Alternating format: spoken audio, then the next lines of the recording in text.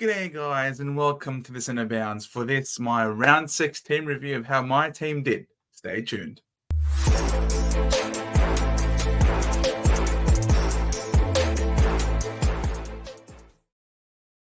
Yes, another week has come and gone, and just like my boys, just like my bombers get around us, we are moving up. Not quite as much as I would have hoped to have seen, but 2009 was a very decent score this week. We cracked the 2000 in a buy round, which is always a really pleasing thing to do. We moved up we're in the top 5% this week of the scores. We've gone up almost 10,000 spots to get us at 21,000 for the season. We're getting close. We are getting close to whereabouts we are supposed to be. We're sort of building our team, tinkering away, and just trying to get some players off the field that are rookies, that are not scoring us really well. And we're trying to obviously go full primo ASAP. It is, of course, a marathon, not a sprint, and you do want to pick the best premiums for your team, and that's the way that I've been going, really trying to be selective with my premiums and trying to get the best ones possible. Yes, I have used a lot of trades in the process in order to do so, but hey, this is, of course, always a learning experience, and you got to have fun. You're going to have some fun along the way. And obviously had a lot of fun trading in Zach Merritt last week, as you guys would have seen on the stream that I could get him in by going early on Hugo Garcia, who did very, very well for us this week. So unfortunately, he was on track. He was on track for a monster score, was Zachy Boy Merritt. But unfortunately, a lot of questionable tactics in that tag. He should have got so many more free kicks, but as we all know, the umpires put the whistle away, and thank God they did. I'll just leave it at that. The plank of God is what I'm going to call it from now on. So Zach Merritt, 109. Obviously not quite as high as I would have hoped, considering all of the other sort of performances that he's had in the past, but we take it. 109 with a hard tag after half time is still pretty good.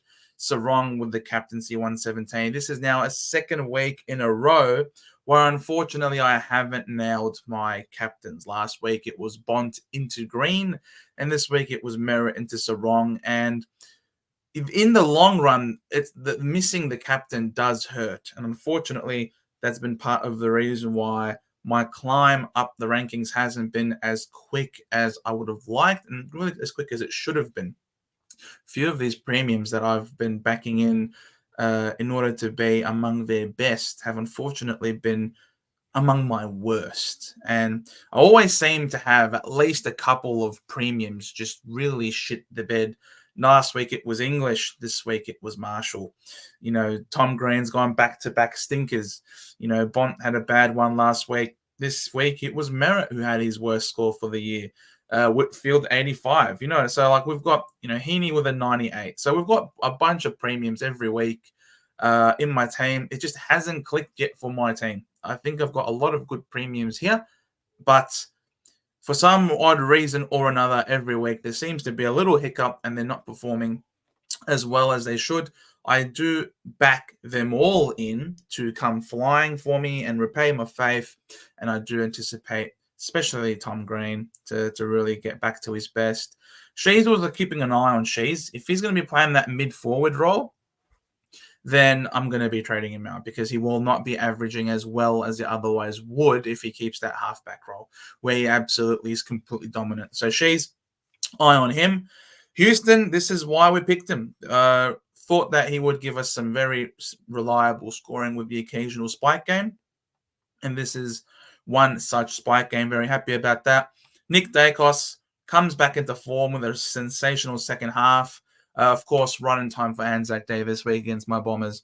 Am I surprised that Collingwood have found form just before they play us? No, I'm not surprised. We saw that with Adelaide as well this week. They beat Carlton to then play us. So hopefully we can overcome the odds there. They are favourites for a reason, I think. Whitfield, 85. It's pretty disappointing. Massimo also pretty disappointing. The fact that he is once again shown time and time again that you are not him.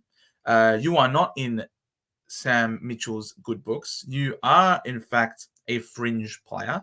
And as such, you are a sub candidate. Thank God he got to 60 points, despite being the sub in the third quarter. And thankfully, in the process, his break even is still in the 40s. And for that, I am happy to hold him for another week. Klahisi, with his worst score so far, proves that he is human in what was a smashing 75 points. More than happy to keep this guy on the field every week at this point. Zach Williams with a 33, the knock to his Achilles. Some people are saying that he's going to be right to go this week. For me, I had him on the bench for a reason. Weasel, if you're going to loop someone, he will loop in Williams. And very happy that I had him on the bench. That injury-prone fraud. No, I'm just saying he's not a fraud. But he's very injury-prone. He's had a knock to his Achilles. He's had Achilles issues in the past. And I wouldn't be surprised if they are conservative with him. That 33, though, is going to be in his price cycle for a few weeks. Break-even is now up to 62. I am more than happy to offload him in order to facilitate some more upgrades in my team. I want to get another premium.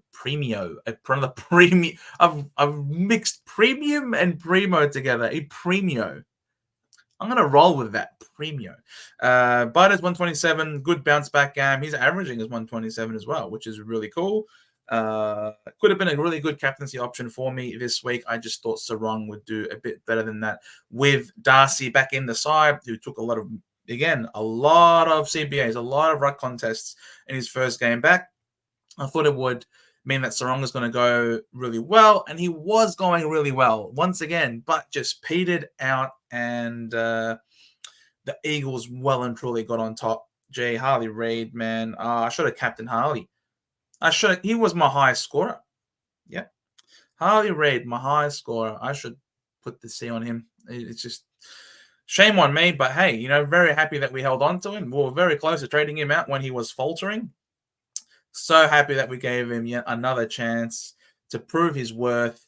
And my God, he has come through and through. So well done to you, Harley. You're a keeper. You're a primo, Harley. Yeah, that's just...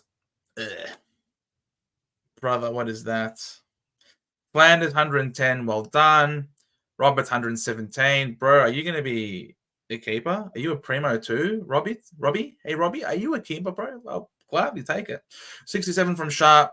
He looks like he's close to making his money. 69 from Wilson. Well done. Very nice. Graham with a 61. Respectable score. Of course, we trade out Grundy, who ends up outperforming English and Marshall combined. Remarkable. This ruck line has been the bane of my existence this year. And that just sums up my season, I guess. 3 games in 11 days. That's rough. Stuff you, AFL. How could you stuff? Again, you trust the AFL to stuff that up again. Trust. Yeah, that's not good. I was really hoping that I could get a nice, strong consolidation on a week where there's no Max Gawn. But now Max Gawn is back, and I'm going to go backwards again. So, look, it is what it is. $5 for you, Velo. Heaney, 98. He had a much better fantasy ratio, fantasy to Supercoach ratio. No complaints about him. Tom Powell, 73. They got absolutely shellacked. It was embarrassing. Shellacked by the Hawks of all teams. So, yeah, feels bad. Sorry, North. He's a decent player. He really is. I still very firmly believe that he is a top 6 or a keeper for us in the forward line. Dempsey, 53. Just don't like this new role that he's playing a lot forward, and I just don't like it. They're not really maximizing his output by having him play. Yes, I know he can leap for marks and he's sensational, athletic. I get all that, but I just think they're missing a trick putting him forward so much. Now, I think they're missing a trick. They're the only undefeated team in the competition. So what would I know? Chris Scott obviously knows what he's doing, but would have loved to have seen Dempsey continue playing a bit higher up the ground and be involved like he was early on. And unfortunately, for me, he was not a successful trade-in at this point because he's made 158K, but when I traded him in, he'd already had a 70K price rise. So for me, from 158 minus 70, so he's only made me 80k, and his break even now is coming up to 66, and his average is 71. So we're getting at that point where it's like, well, we're getting into trade out territory here. Darts with a 49. I believe we'll have a very strong bounce back against Frio, I think, this week, because he pinches in the ruck. I'm not sure actually how much time that he had in the ruck this week, with obviously Rory Lobb in the side. Looking at it now, he had 14%. He actually had more ruck contests than Rory Lobb. So did decent then. So the role is still there, and I anticipate a better performance from him. He dropped a few marks, it was pushed on the ball a little bit, and the love was being shared a lot in that game. When there's a big smashing and everyone's getting involved, it becomes harder for the big boys like Darcy. Plus, Norton was just kicking goals like no one's business. Buku comes with a 53.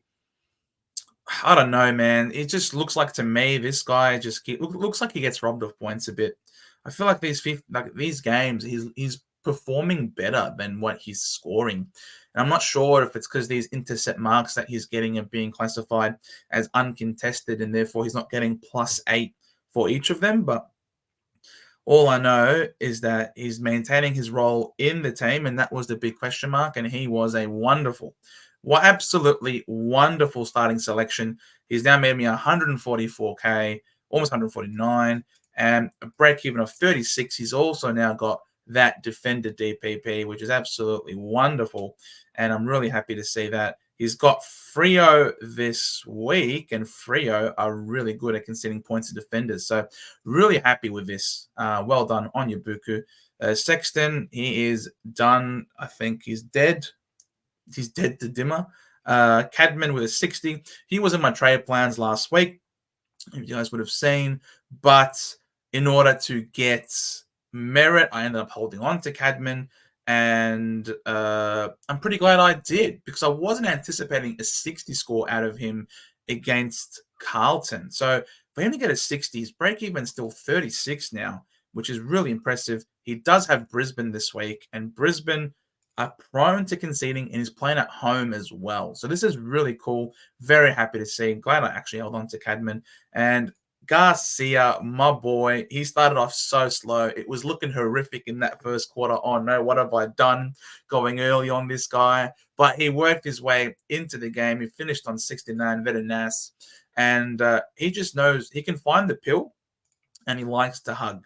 9 hugs, 9 tackles, and 7 tackles the game before. So really impressive. I like it. And he kicked that goal as well. Yes, it was a gimme. It was a gift. But hey, we take gifts, and we are very appreciative. So Garcia, now everyone's looking to trade him in this week, and that is how my team did last week, despite having shambolic ruck line. Still managed to go up a little bit.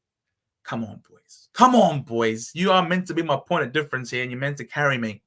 And I'm going to continue going down, I think, at this point, a point of difference route. I know a lot of people, looks like Williams, for me, he's got to go. For me, Williams is a bye-bye, and now we utilize the glory that is a wonderful little move here. We could do that in order to free up a move. I think the rookies that we want to get in this week, or it could be a Graham into the back line potentially, because we think maybe Karmas can do really well. I haven't really thought about that too much in terms of the placement, but sort of the rookies that we want to get are the 2 rookies that are on the bubble at the moment. So Kane McAuliffe, he's got great VFL and Sandful numbers. You can find the ball at will. He's an inside mid. They got injuries. Yes, I know some of these players are coming back, but I reckon some of these Richmond fans out there are pretty bullish on him maintaining his spot in the team. They really need to blood him. They need to play him, and he's actually a decent player. So he just needs to find his feet at the level, and once he does, I think he'll have a great return on investment, to my understanding, from what I've heard from Richmond fans. The other one who is on the bubble is also someone that I'm looking at is good old Biggie. So 46 in a game where he played really badly in.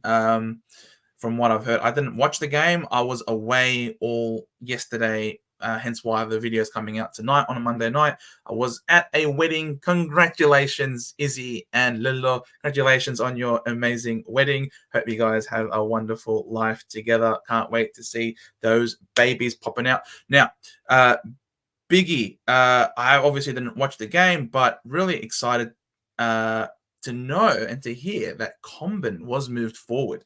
Now, I thought that that was going to be an unlikely thing to happen, considering all of the preseason training that he had going on, but he still moved forward. Now, what does that mean? Does that mean that they really want to persist with Biggie? They brought him across from the Richmond VFL. Could mean that he keeps his spot. Obviously, subject to team lists, but at this point, I think Biggie, I don't know of anyone else who's going to be on the bubble next week. And I'm just thinking, you know what? Pretty important to get the cash cows in while we still can. Now, you would have heard I'm a little bit disappointed with what I'm seeing from Dempsey, and he's getting that break even is getting awfully close to his average. And for that, and that role change that you've now seen from him in the last couple of weeks, I'm thinking that I'm going to maybe trade him out, get him off the field, and rock with this potentially. I don't want Biggie on the field though. I'd much prefer having him be on the bench and maybe using him as a loop. We'll sort of see how it looks.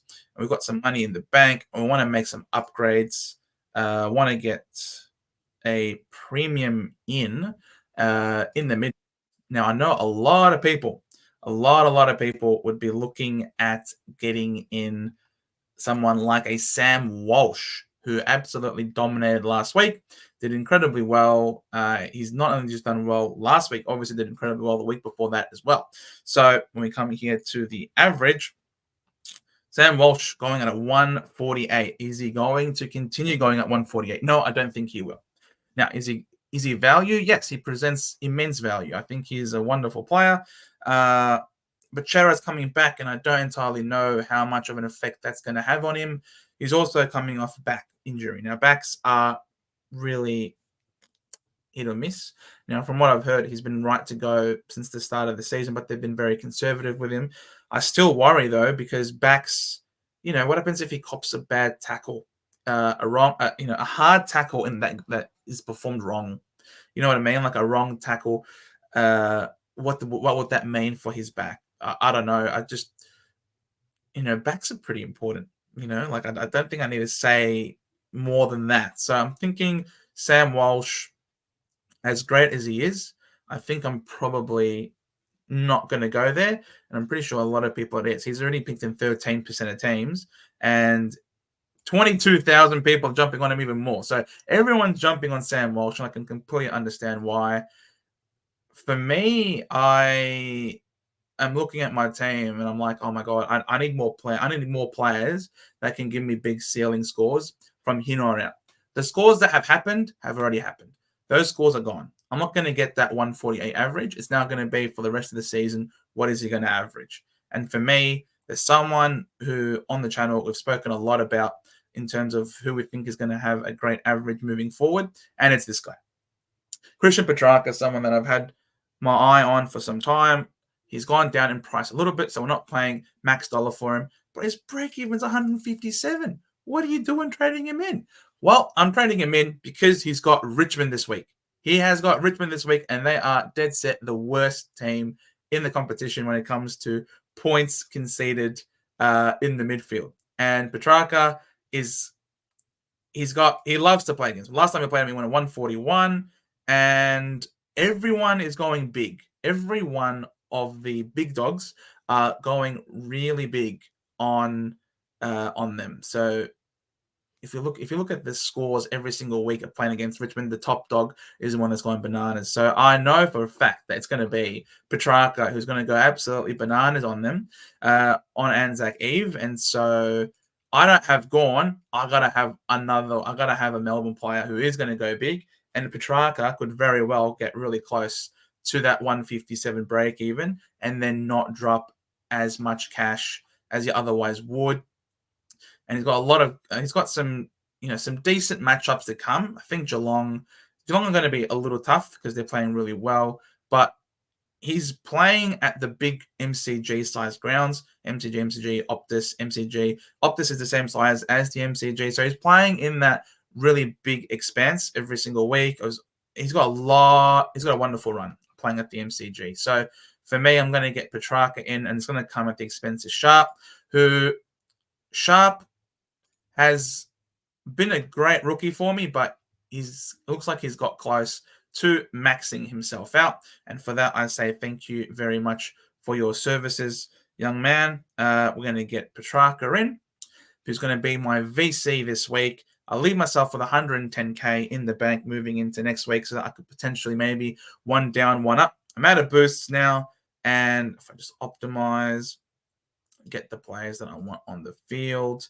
And so that could be okay. Yeah. So that's not too bad. Going to obviously go Petracca as my VC up against Richmond on the Wednesday evening. And then on Thursday, we are going to captain my boy, Zach Merritt. And these are the two players that I was talking about maybe 2-3 weeks ago, people that I wanted to get in my team, who are really important to get into my team. And I'm so glad that I do have both of them. And the incredible thing is now, looking at this midfield, is I've got Merritt, Butters, Bont, Petracca, Sarong, and Green. I think these 6 are genuine quality, genuine top-notch players.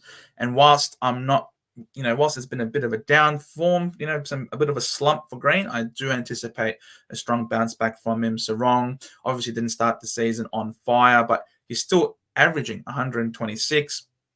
Petrarca's average would definitely be better than that 111 had it not been for the strong tag that he got against Brisbane, and they were absolutely shellacked that game. I think the bye came at a great time for him. He's going to be completely refreshed coming in against Richmond.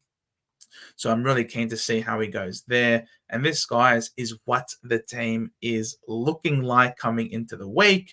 I think the bench, it's looking okay. Graham's going to make some money. I do anticipate Hoare to come back into the team when he gets over his injury. I do anticipate him to play. He's going to be back around 7 to 8. So he could be back either this week or next week. And then he'll continue to make us a bit of money. Wilson, McAuliffe, Garcia, all doing great things. Biggie, if that persists with Comben assisting in the forward line, then that's obviously really beneficial for Biggie's job security if he's going to maintain that spot in the back line. And Sexton, yeah, he's dead. I'm just waiting for someone else to potentially maybe downgrade. He could be someone, if there's another decent mid-pricer that pops up that looks like they're going to be a keeper, then potentially we could add the money onto Sexton. But I'm really happy to have a bit of money to go into next week so I can one down, one up potentially and make some further improvements, because now that I'm out of boosts, it's going to be one down, one up until we get to the next round of boosts, where I'll then have 3 trades there yet again. So this is what the team looks like, guys. Let me know in the comments down below what you think of it and whether or not it's looking to be in decent shape. Any other suggestions? You can also let me know if you think I'm crazy to go Petracca over Sammy Walsh. I'm not 100% locking this in. Obviously, it's a short week, and I'm obviously more than happy to have an open mind and to be convinced otherwise. And so on that note, guys, thank you so much for watching. If you liked what you had to see and hear from me today, drop me a like, please. Would greatly appreciate that for the algorithm. You know how it is. If you're new, a subscription will greatly help the growth of our channel, which we are absolutely enjoying thanks to you guys. Hit that notification bell to make sure that you don't miss out on any of the videos and streams that we are pumping out on a regular basis. This video is going to be coming out at very short notice, very soon before our Monday night live streams at 7:30, as always, as well as our Thursday drive home stream. Not entirely sure how that is going to work, considering that it is going to be Anzac Day on that day, and I will be too very heavily invested into our game. So I have to talk with Big J about what the drive home schedule is going to look like, but please join us tonight at 7:30, Monday, the 22nd of April. And thank you all so much for watching here at the Centre Bounce. We do the hard work so that you guys don't have to. See ya.